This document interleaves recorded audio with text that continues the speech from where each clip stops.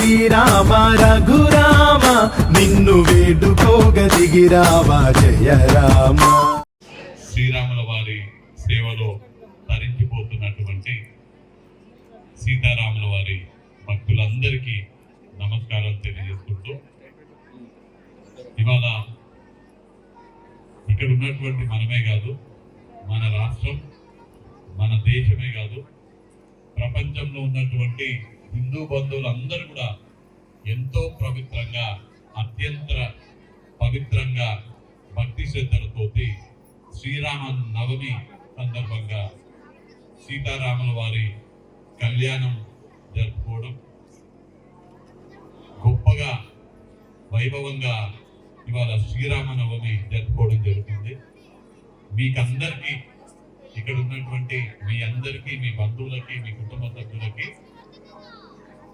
ప్రపంచంలో ఉన్నటువంటి హిందూ బంధువులందరికీ కూడా నేను శ్రీరామ నవమి సందర్భంగా మీకు అందరికీ శుభాకాంక్షలు తెలియజేస్తూ, భగవద్గీతలో 8వ శ్లోకంలో ధర్మో రక్షతి రక్షితః, మన ధర్మాన్ని మనం కాపాడుకుంటే మన ధర్మమే మనల్ని కాపాడుతుందని చాలా స్పష్టంగా చెప్పడం జరిగింది.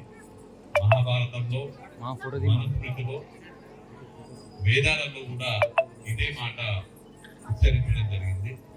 మనందరం కూడా అదే బాటలో నడుస్తామని, శ్రీరాముల వారు చూపినటువంటి ధర్మ బాట, ఏ బాట అయితే శ్రీరాముల వారు చూపించారో ఆ బాట అత్యంత క్లిష్టమైన బాట. కానీ మనందరికీ తెలుసు, శ్రీరాముల వారు చూపినటువంటి బాటలో మనం నడవాలి, అదే ధర్మ బాట.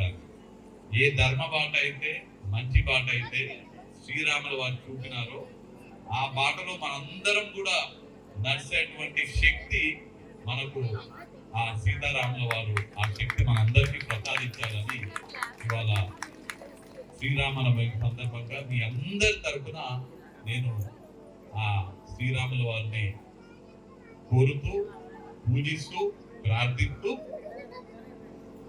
మీకు అందరికీ కూడా నాకు భగవంతుడు ఇచ్చినటువంటి ఆశీర్వాదం, భగవంతుడు నా పైన చూపే కరుణతో నాకు శక్తి ఉన్నంత వరకు ఆ ధర్మపు బాటలో నడుస్తానని మీకు అందరికీ హామీ ఇస్తూ, మీ అందరికీ కూడా